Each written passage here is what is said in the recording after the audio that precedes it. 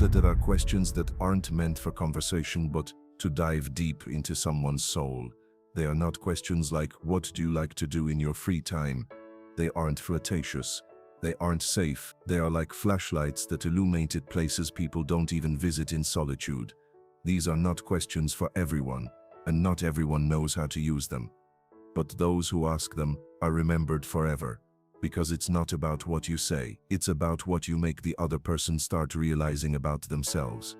In this video, you'll discover 10 philosophical questions that have the potential not only to spark deeper conversations, but even open an emotional space between you and the other person. This is not an episode for those looking for tricks. This is for those who understand that philosophy is not an academic abstraction but a tool. It can be a weapon, a mirror, or a bridge. If you want to create deep connections, not through superficial charm but through the intimacy of intellect and soul, then you are in the right place. Deej, why do questions have such power? Socrates didn't teach through lectures, he taught through questions. This is no coincidence. A question sparks movement. A question breaks stagnation. You don't tell them about yourself, you make the other person start telling about themselves.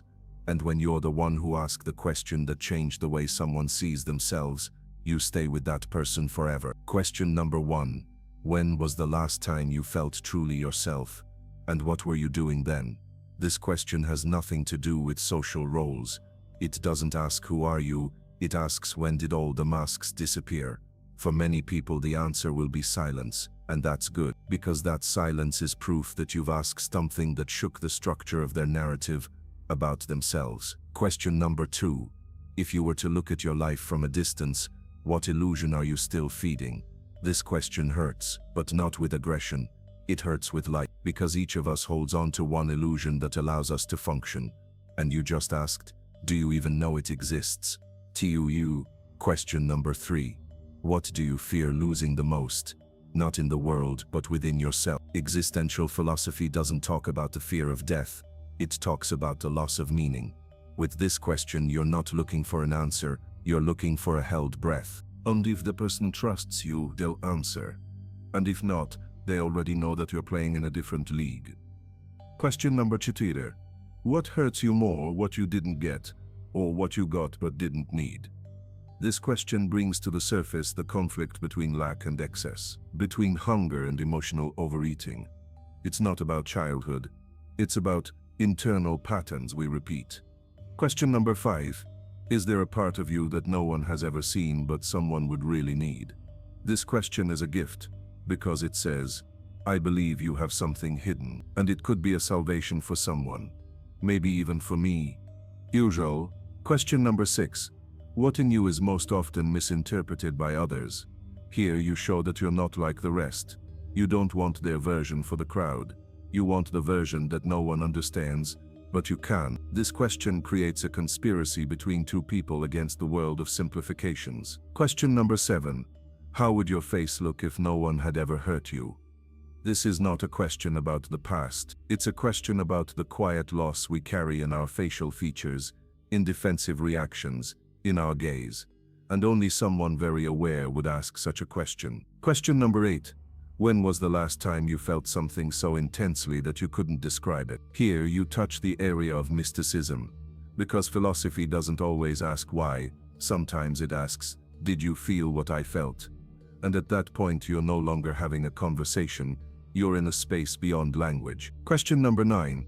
What heals you in secret from the world?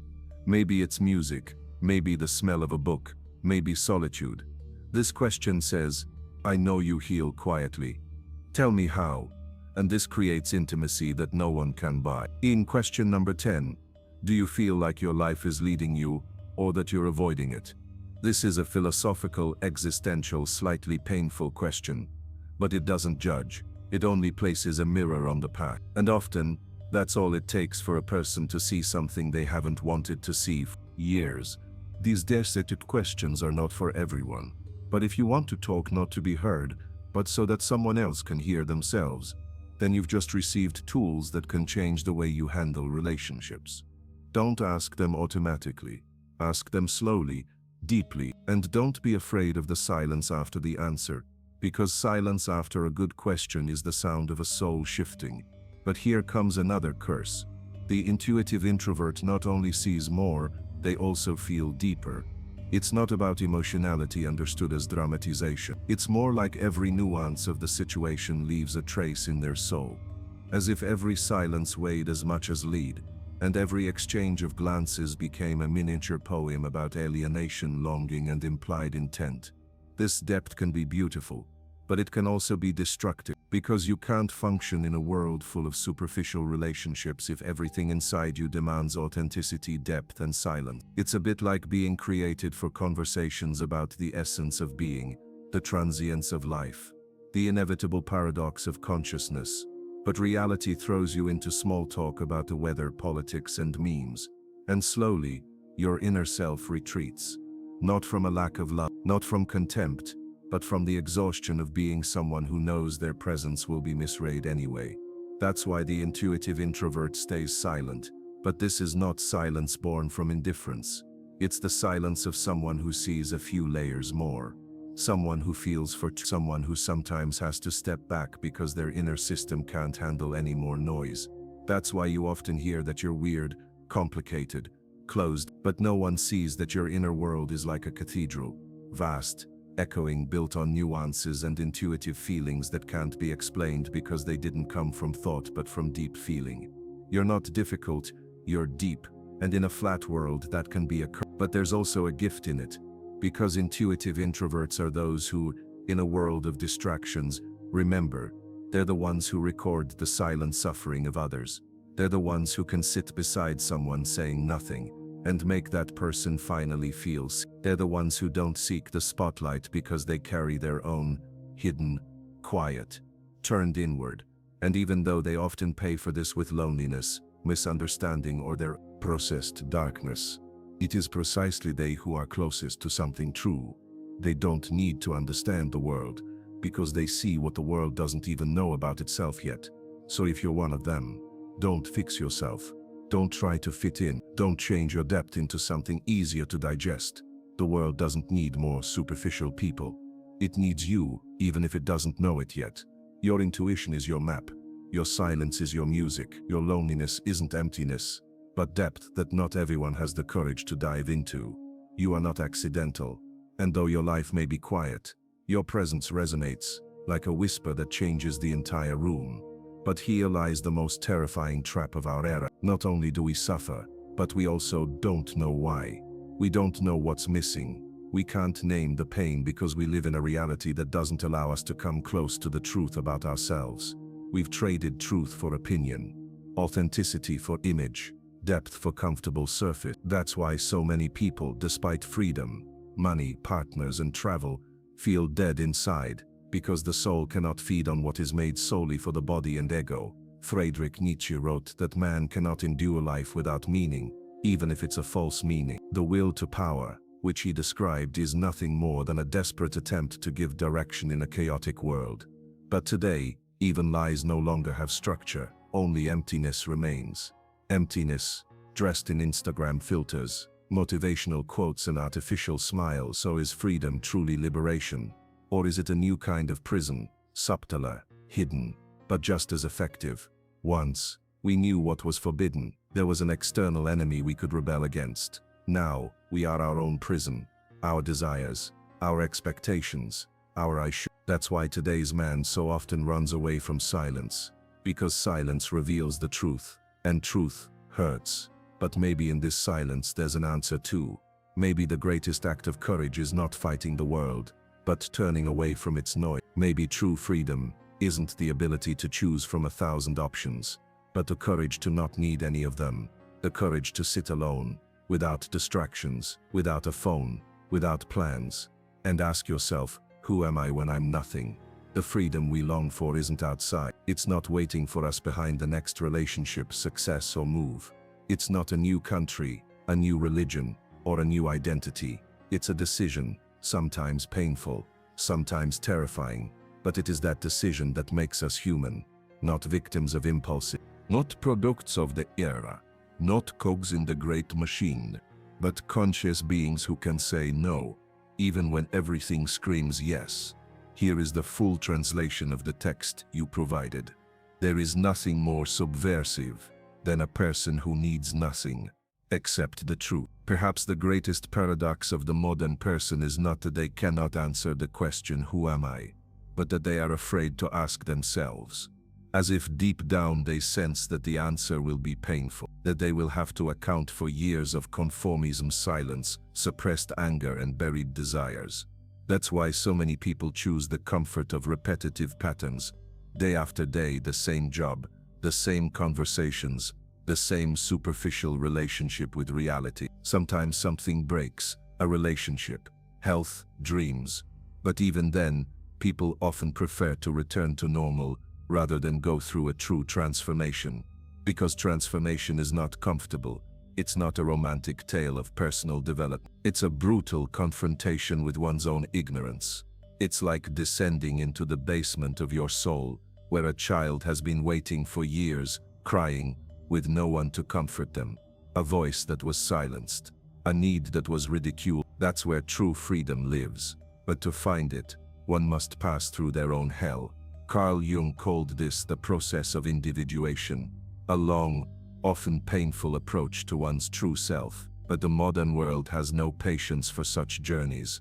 The world wants immediate result. It wants efficiency, effectiveness, and self-presentation.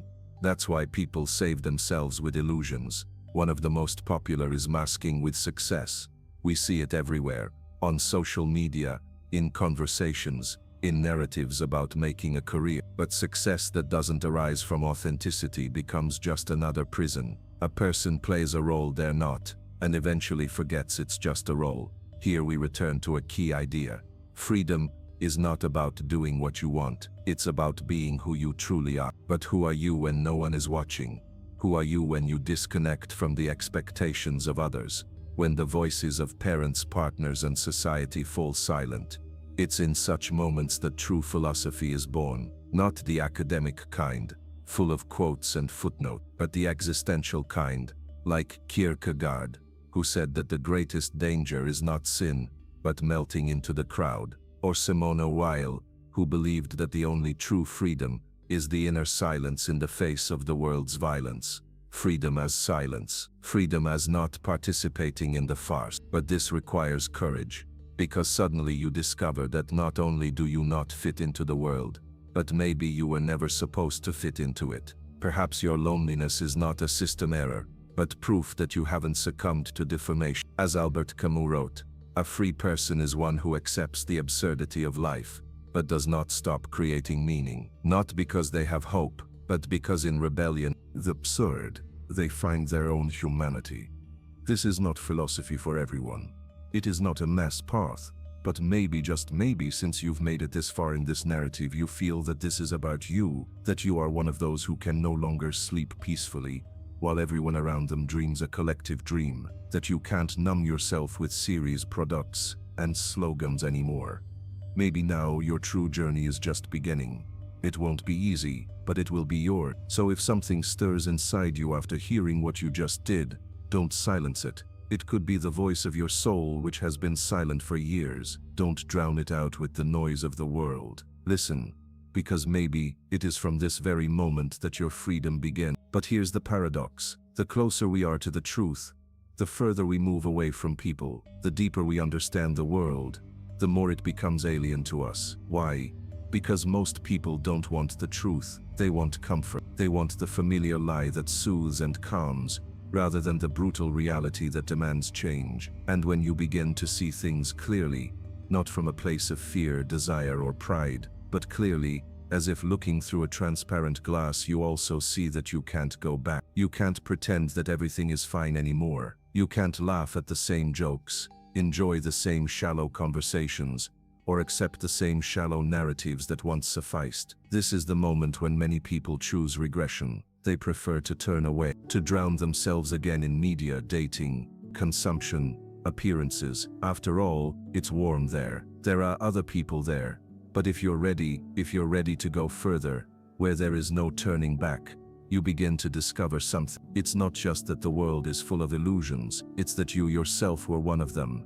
Yourself, that which you identified with, is a product of others' opinions, traumas, defense mechanisms, beliefs you inherited without asking. Dissolving this illusion hurts, because it seems like you're losing everything, but in reality you gain something priceless. You gain your true self, not the narcissistic one that wants to be admired, not the dependent one that fears loneliness, not the compulsive one that seeks validation, but the deep, quiet self, one that no longer needs anything from the outside to be whole. This is the freedom spoken of by mystics, philosophers, loners, and visionaries. It's not an easy path, but it's the only path to yourself. And then, when you have nothing to prove, nothing to defend, and no one to imitate, you begin to truly live. You begin to see that all this pain, isolation, despair, and darkness were necessary. They were like a silent mentor that shattered your illusions to prepare you for something more. You are no longer the same person you were. You are empty, but not in the sense of lack, but readiness. Readiness to see the world as it is. Readiness to love not out of need, but from abundance. Readiness to leave when necessary. Readiness to be alone and not feel lonely. This is maturity, not age, not achievements, not knowledge, but the ability to be with yourself, without masks. And when you reach this state, you begin to see others differently. You no longer judge them for still being asleep, because once you were asleep too, you no longer want to force them to wake up, because you know not everyone is ready. And that's why your loneliness becomes wisdom, your silence strength, your sensitivity a sword. But perhaps the greatest paradox is that the one who understands the absurdity of existence the most does not run away from it. They don't look for shortcuts. They don't put on any mask. They don't try to create a false sense of meaning. They sit in the silence, in the darkness. They look into the heart of emptiness until it starts to gaze back. And then something new begins. It's no longer about finding meaning in the world. It's about creating it, not out of need, not out of hope, not out of faith, but from freedom. This is the moment when a person who once suffered from a lack of purpose suddenly realizes that they don't have to search for it. They can build it from their own values, from their own wounds, from their own will. Here existential philosophy is born. Here Camus talks about rebellion, Sartre about responsibility, Nietzsche about overcoming oneself. In this place we stop being victims of chaos and become its architects. That's why some people after great crises, after losing everything, after going through hell, say they feel because everything that once held them has disappeared. All the musts, all the shoulds, all the this is how it's done. Finally they have a blank slate. But not everyone can bear this. For many this freedom is terrifying. They prefer to return to familiar illusion, to little lies, to daily self-deception, because true freedom doesn't bring comfort, it brings responsibility. Imagine a person who wakes up in a world with no signs, no signposts, no maps, just empty space and the question, where do you want to go? For most people this is not an invitation, it's a sentence. We prefer instructions, procedures, rituals, not because they are good, but because they are known. They give us the illusion of safety. They justify our passivity. It's not me who chose, that's just the way it is. But philosophy shows us that that's just the way it is doesn't exist, that every step, even silence, is a choice. And for each one of them we pay the price. That's why Nietzsche said, become who you are, but he never said how to do it, because he could, because this task has no instructions. Everyone must find their own path and walk it alone. This is why the greatest spiritual awakenings don't happen in monasteries but in crises, not during meditation but during a breakdown, not in silence but in chaos, because only when everything breaks can we look at what was beneath. Ask yourself this question: who are you when you lose everything that defined you? It's not about things, it's about identity, about roles, about reputation, about the stories you tell yourself. When they disappear, only silence remains. And you, it's there that the real meeting with yourself begins. There, where there's no longer what you do, who you are with, who you were in the eyes of others. Only existence remains, Rav, without labels. And it is there, in this nakedness, that something pure is born. Perhaps not beautiful, perhaps not comfortable, but real. A person who has survived this encounter will never be the same, because they understood that they can be everything, but they don't have to be anything.